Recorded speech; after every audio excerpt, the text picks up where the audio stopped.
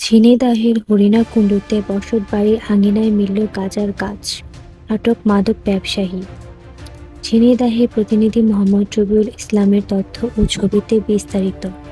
ঝিনাইদহের হরিণাকুণ্ডুতে বসতবাড়ির আঙিনায় গাঁজার গাছ লাগানোয় আসাদুল মণ্ডল নামের এক মাদক ব্যবসায়ীকে আটক করেছে পুলিশ।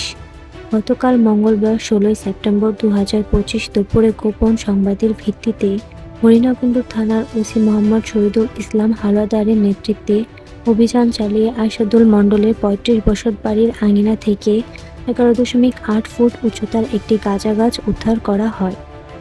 ধৃত আসামি আসাদুল মণ্ডল উপজেলার জোড়াদাহ ইউনিয়নের হরিশপুর গ্রামের মতলিব মণ্ডলের ছেলে। এ বিষয়ে হরিণাকুণ্ডু থানা officer in charge OC Mohammad Shahidul Islam Howlader জানান, আমরা গোপন সংবাদ পেয়ে ঘটনাস্থলে গিয়ে আসামিসহ একটি ১১ ফুট ৮ ইঞ্চি সাইজের গাঁজার গাছ উদ্ধার করতে সক্ষম হই, যার ওজন আনুমানিক ৪ কেজি। ধৃত আসামি বেশ কিছুদিন আগে এই গাঁজার গাছ লাগিয়েছেন। প্রাথমিক জিজ্ঞাসাবাদে গাঁজা চাষ, ক্রয় এবং বিক্রয়ের সাথে জড়িত থাকার কথা স্বীকার করেছেন। তার বিরুদ্ধে মাদকদ্রব্য নিয়ন্ত্রণ আইনে মামলা হয়েছে। দ্রুতই তাকে জেল হাজতে প্রেরণ করা হবে। তানজিলা ইয়াসমিন চৈতি, দৈনিক নিউজ বাংলাদেশ।